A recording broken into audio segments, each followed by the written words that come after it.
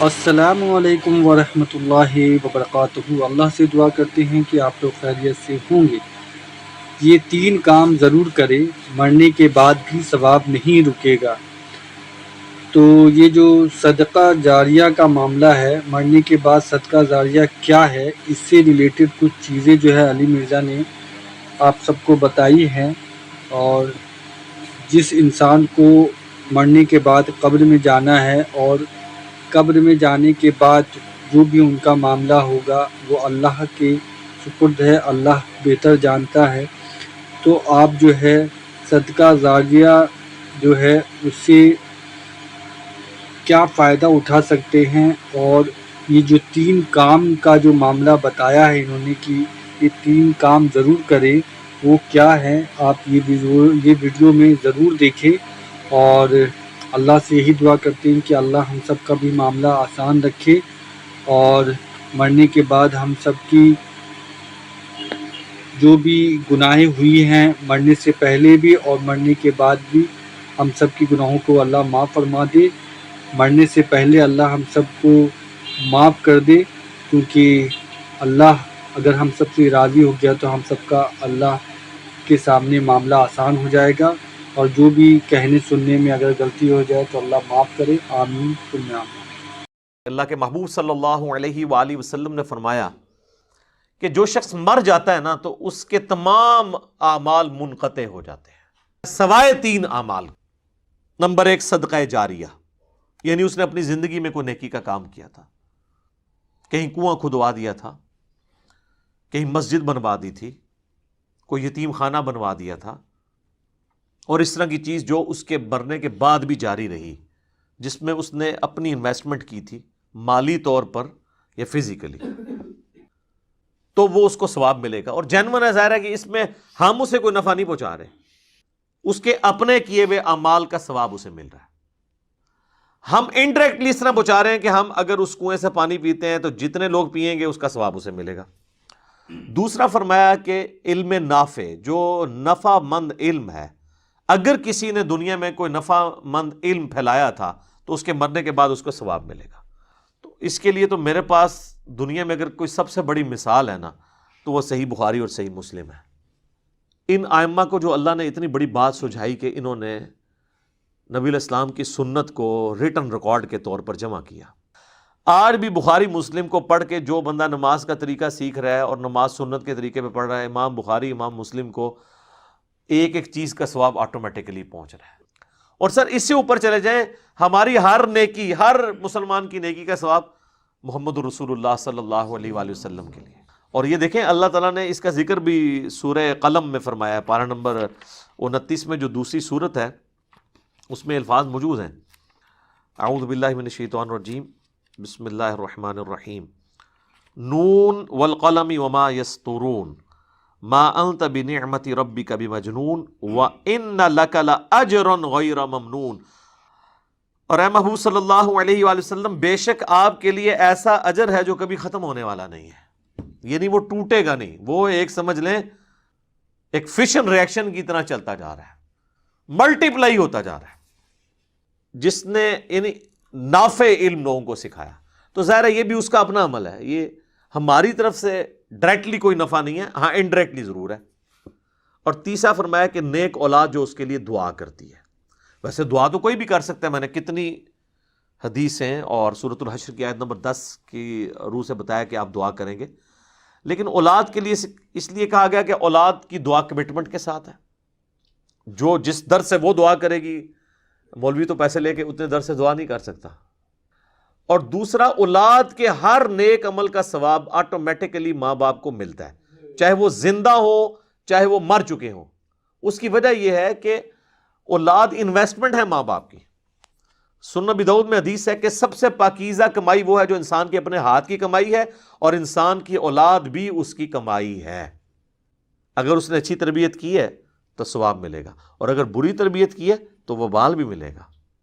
اس پہ تو وبال ہوگا لیکن اس کے وبال میں بھی کمی نہیں آئے گی، یہ بھی یاد رکھنا ہے۔ یہ دونوں چیزیں پیرلل میں چلتی ہیں۔ اچھا، بعض لوگ کہتے ہیں کہ جی اگر کسی نے اپنی اولاد کی تربیت اچھی نہیں کی، وہ خود بخود ہی نیک ہو گئی ہے، تو پھر کیا ماں باپ کو ثواب ملے گا؟ ہاں اللہ کی رحمت کا تقاضا ہے کہ ماں باپ کو پھر بھی ثواب ملے گا، کیونکہ اللہ تعالیٰ ہمیشہ سلوشن اینڈ پہ رہتا ہے، پرابلم اینڈ پہ نہیں۔ وَكَتَبَ رَبُّكُمْ عَلَى نَفْسِهِ الرَّحْمَةَ، اور تیرے رب نے اپنے اوپر لازم کر لیا ہے کہ وہ ہر حال میں رحم ہی فرمائے گا، یعنی اس کا جو رحم کرنے والا ایک فیکٹر ہے وہ ڈومیننٹ ہے۔ بخاری مسلم کی متفق علیہ حدیث ہے کہ نبی علیہ السلام فرمایا کہ اللہ تعالیٰ نے مخلوقات کی پیدائش سے پہلے اپنے پاس عرش پہ یہ عبارت لکھ لی تھی کہ میری رحمت میرے غضب پہ سبقت لے جانے والی ہے۔ تو بہرحال یہ چانس پہ ہی ہے نا جی، اور اگر کسی ماں باپ نے غلط تربیت نہیں کی اور اولاد غلط نکل آئی ہے، جس طرح حضرت نوح علیہ السلام کا بیٹا بھی کافر نکلا تھا، پھر یہ نہیں ہے کہ اس اولاد کا وبال ماں باپ کے اوپر ہوگا۔ وہ تو قرآن میں واضح طور پر کئی جگہ ہے، لا تزر وازرۃ وزر اخرى، کوئی بوجھ اٹھانے والی جان کسی دوسرے کا بوجھ نہیں اٹھائے گی، ہر شخص نے اپنے اعمال کا بوجھ خود اٹھانا ہے۔ تو یہ جو تیسری چیز ہے نیک اولاد، یہ چونکہ انویسٹمنٹ ہے۔ سنن ابن ماجہ میں ایک حدیث ہے بڑی زبردست کہ ایک شخص کا مرنے کے بعد جنت میں درجہ بلند کیا جاتا ہے، تو وہ پوچھتا ہے اللہ یہ تو میرا عمل ہی نہیں تھا، تو اللہ تعالیٰ فرماتا ہے کہ تیرے بیٹے نے دنیا میں تیرے لیے دعائے مغفرت کی ہے، اس کی وجہ سے میں نے تیرا درجہ بلند کر دیا ہے، حالانکہ وہ اس کا اپنا عمل نہیں ہے، اس کے بیٹے کی دعا کی برکت سے اللہ تعالیٰ نے یہ معاملہ کیا۔ اس قسم کی کئی ایک احادیث موجود ہیں،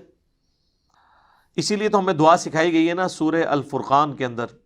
ربنا هب لنا من ازواجنا وذریاتنا قرۃ اعین واجعلنا للمتقین اماما،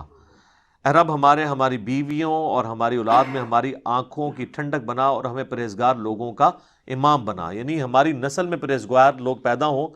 وہ پرہیزگار لوگ پیدا ہوں گے تو تبھی مجھے فائدہ ہوگا نا، کہ وہ جتنے نیک اعمال کریں گے اس کا ثواب مجھے پہنچے گا، میرے لیے دعا کریں گے تو اس کا نفع مجھے پہنچے گا۔ اس کو سپورٹیو حدیث ہے بخاری و مسلم دونوں میں، سعد ابن عبادہ سفر میں تھے، پیچھے سے ان کی والدہ فوت ہو گئی، نبی علیہ السلام کی خدمت میں حاضر ہوئے، کہا یا رسول اللہ میری ماں مر گئی اور مجھے امید ہے کہ اگر میں یہاں پہ ہوتا تو وہ صدقہ اور خیرات کرواتی مجھے کہہ کے، لیکن وہ بغیر وصیت کیے مری ہے، اب میں چاہتا ہوں اس کی طرف سے کوئی صدقہ اور خیرات کروں، تو کیا میرے صدقہ اور خیرات کرنے سے میری ماں کو کوئی فائدہ پہنچے گا؟ تو آپ نے سمپلی ایک لفظ میں جواب دیا ہاں، کوئی باریکیاں نہیں بیان کی۔ مصیبت کھڑی ہو سکتی تھی باریکیاں بیان کرنے میں،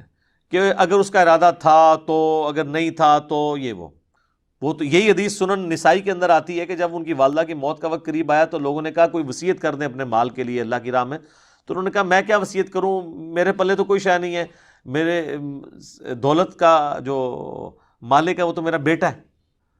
تو یعنی انہوں نے کوئی وصیت بھی نہیں کی، ان کے بیٹے نے ان کے مرنے کی بعد ان کی طرف سے صدقہ کیا ہے، تو اللہ تعالیٰ نے ان کو ثواب پہنچا دیا۔ پھر وہ بخاری مسلم کے الفاظ ہیں، حضرت سعد ابن عبادہ کہتے ہیں کہ یا رسول اللہ آپ گواہ ہو جائیں، میں ایک باغ ہے میرا، میں وہ اپنی والدہ کی طرف سے خیرات کرتا ہوں، تو اس کا ثواب ان کو۔ سنن نسائی کے اندر ایک پورا چیپٹر ہے جس کا عنوان یہ ہے کہ میت کو صدقے کا ثواب پہنچتا ہے مرنے کے بعد، دعا نہیں صرف صدقہ بھی، اور اس کے اندر کئی ایک احادیث امام نسائی لے کے آئے ہیں کہ کوئی عورت آ کے حضور سے پوچھ رہی ہے کہ میری ماں مر گئی ہے، اب میں اس کی طرف سے صدقہ کروں اگرچہ اس نے مجھے وصیت نہیں کی ہے، میں اپنے طور پہ کرنا چاہتی ہوں، ثواب ملے گا؟ آپ فرماتے ہیں ہاں۔ ایک شخص کہتا ہے میرا باپ مر گیا ہے، اس نے مجھے کوئی وصیت نہیں کی، اگر میں اس کی طرف سے کر دوں ثواب پہنچے گا؟ آپ نے فرمایا ہاں۔ اس طریقے سے بخاری مسلم میں حج بدل کا ذکر ہے کہ آپ میت کی طرف سے حج کر سکتے ہیں، اگر اس نے اپنی زندگی میں حج نہیں کیا تو اس کا قریبی رشتہ دار کوئی حج کر لے، تو نبی اسلام نے حکم دیا کہ حج کرو اپنے مردوں کی طرف سے، تو حج کے اندر یعنی نیابت ہو جاتی ہے، پچھلے کر سکتے ہیں اس کی طرف سے، کیونکہ ظاہر ایک ایکسٹراڈنری ایک عبادت ہے اور اسلام کے فرائض میں شامل ہے۔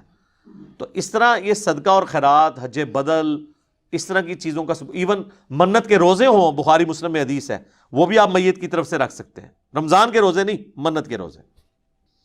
رمضان کے روزے ظاہر ہے وہ بیمار تھا تو بس اس کی طرف فدیہ دیا تو کافی ہے، لیکن منت آپ اللہ کے لیے پوری کر دیتے ہیں، اگر کسی کے ماں باپ نے منت ماننی ہے اور وہ فوت ہو گئے تو آپ منت کے روزے پورے کریں، اچھی بات ہے، آپ پر حق ہے آپ کے ماں باپ کا کہ آپ ان کی طرف سے یہ کام کریں۔ اب رہ گیا یہ مسئلہ جو تیجے اور چالیسویں والا ہے، کہیں سوئم کہا جاتا ہے اسے، چالیسویں کو کہیں چہلم کہا جاتا ہے، دیوبندی اس کو اپنی مسجد میں اناؤنسمنٹ کرتے ہیں کہ میت کے لیے انشاءاللہ کل 10 بجے دعا ہوگی تے ان کے کر کے ہٹے ہو، نماز جنازہ بھی پڑھی جائے، قبرستان دبیا بھی جائے، دعا کی جائے. اور بریلوی کہتے ہیں جی کل کا ختم ہوگا، اسے وہ چہلم بھی جو تیجا بھی کہتے ہیں اور سوئم بھی کہتے ہیں. پہلے تو تیسرے دن سوئم ہوا کرتا تھا، نام آج بھی سوئم ہے لیکن ہوتا دوسرے دن ہے. وہ لوگوں کے پاس ٹائم نہیں ہے نا، لوگ رشتہ دار بھی دور دراز سے آئے ہوتے ہیں، وہ کہتے ہیں کم مکاؤ. تو بریلوی اس کو تیجا کہہ کے، سوئم کہہ کے، اور دیوبندی اور بعض اہل حدیث اسے دعا ہوگی کہہ کے کرتے ہیں. باقی اس کے اندر جو کچھ ہوتا ہے نا اللہ کے فضل سے وہ ایک جیسا ہی ہوتا ہے. کاپا پروگرام، کھان پین، قرآن خوانی اور گٹھلیاں اور وہ سارے کے سارے معاملات، اور حفاظ بلائے جاتے ہیں، مدرسے کے اسٹوڈنٹ بلائے جاتے ہیں، اور تلاوت نعت بھی ہوتی ہے، اور تھوڑا یعنی زیادہ ہوگا تو تھوڑا زیادہ نعتیں ہو جاتی ہیں. یہ ساری کی ساری ایکٹیویٹیز ہوتی ہیں. تو ان کا تو دین کے اندر کوئی لینا دینا نہیں ہے، یہ لوگوں نے خود ایجاد کر لی ہیں. سبحانک اللہم و بحمدک، اشہد ان لا الہ الا انت، استغفرک و اتوب الیک، وما علینا الا البلاغ المبین.